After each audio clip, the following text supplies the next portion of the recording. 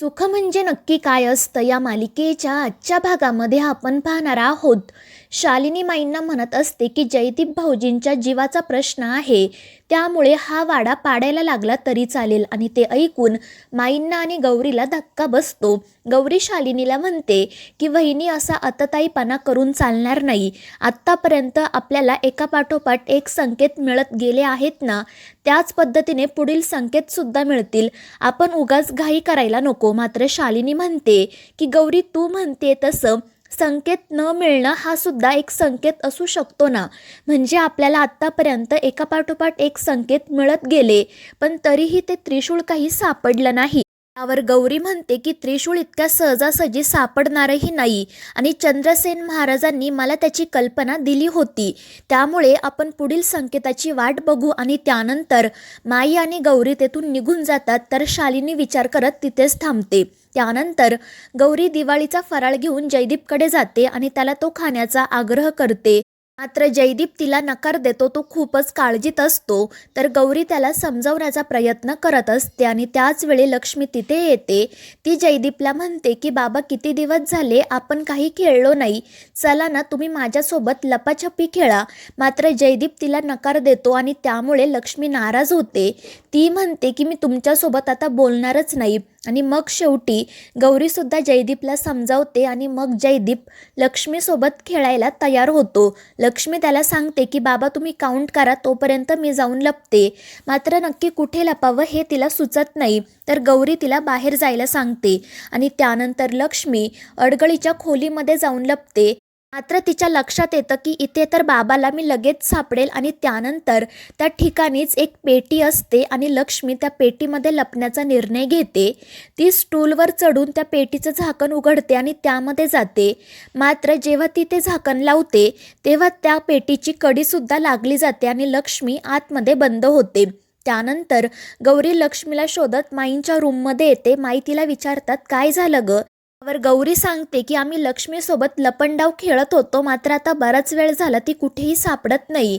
त्यावर माई म्हणतात अगं पण ती इथे आलीच नाही, बाहेर असेल. आणि त्यामुळे गौरी तिला दुसरीकडे शोधायला जाते. तर इकडे लक्ष्मी मजेत त्या पेटीमध्ये बसलेली असते. मात्र बराच वेळ झाला तरी इथे कोणी आलं नाही म्हणून ती काळजीत पडते आणि त्यानंतर ती पेटीचं झाकण उघडण्याचा प्रयत्न करते. मात्र ते उघडलं जात नाही आणि त्यामुळे लक्ष्मी खूप घाबरते.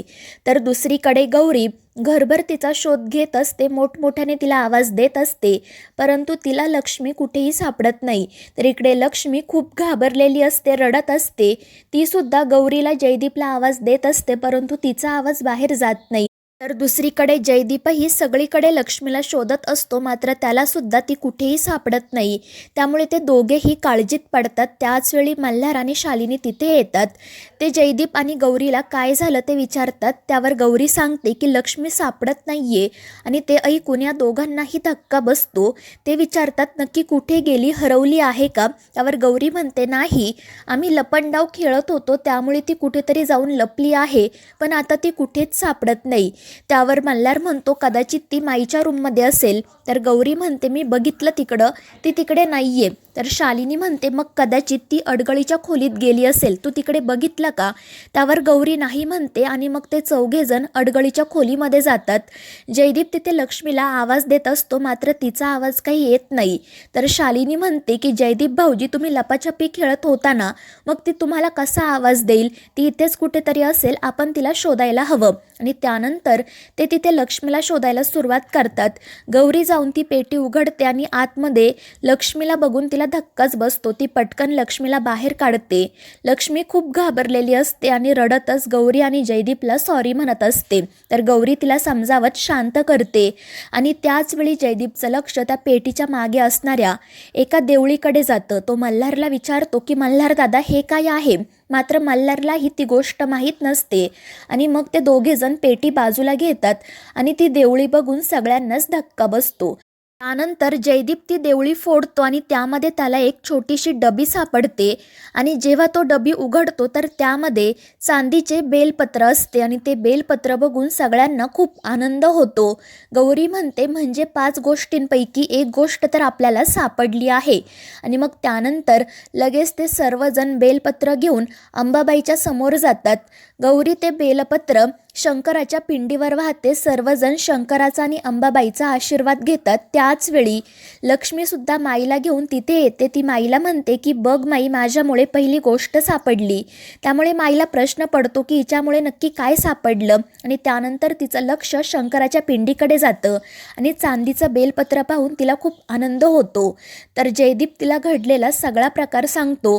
त्यामुळे माईचा आनंद गगनात मावेनासा होतो आणि ती अंबाबाईचे आभार मानते. त्यानंतर ते सर्वजण पुढील गोष्टी नक्की कुठे सापडतील याचा विचार करत असतात. माई म्हणत असते की पहिली गोष्ट घरात सापडली म्हणजे इतर गोष्टीसुद्धा घरातच असणार. आणि त्यानंतर गौरी म्हणते की पहिली गोष्ट उत्तरेला सापडणार असं नकाशामध्ये लिहिलं होतं, म्हणजे बाकीच्या गोष्टीसुद्धा कुठे सापडतील हे नकाशात सांगितलं असणार. आणि त्यानंतर जयदीप तिला तो नकाशा देतो, मात्र त्यामध्ये तिला असा कोणताही संकेत मिळत नाही. आणि त्यावेळी जयदीप मात्र ती डबी बघत असतो आणि तेव्हा त्याच्या लक्षात येतं की त्या डबीच्या आतमध्ये काहीतरी लिहिलं आहे आणि तो ही गोष्ट सगळ्यांना सांगतो. आणि त्यानंतर तो ते वाचून दाखवतो तर त्यामध्ये लिहिलेलं असतं की आईच्या उजव्या हाती 8 चालून बघ तिथं शोध घेऊन. आणि त्यावरून त्यांच्या लक्षात येतं की आईच्या उजव्या हाती 8 पावलं चालल्यानंतर दुसरी वस्तू सापडेल. तर शालिनी म्हणते आपल्या घरात आई तर एकच आहे. तर जयदीप म्हणतो हो आपली माई, पण माई तर घरभर फिरत असते, मग काय आपण सगळ्या घरभर शोधायचं का. आणि ते ऐकून सर्वजण हसू लागतात. आई जयदीपला म्हणते अरे मी तुमची आई आहेच, पण या घराची आई एकच आहे, ती म्हणजे अंबाबाई. त्यामुळे जयदीपच्या लक्षात येतं की अंबाबाईच्या उजव्या हाताला 8 पावले चालल्यानंतर दुसरी वस्तू सापडेल. आणि मग त्यानंतर ते सर्वजण देवघरामध्ये जातात.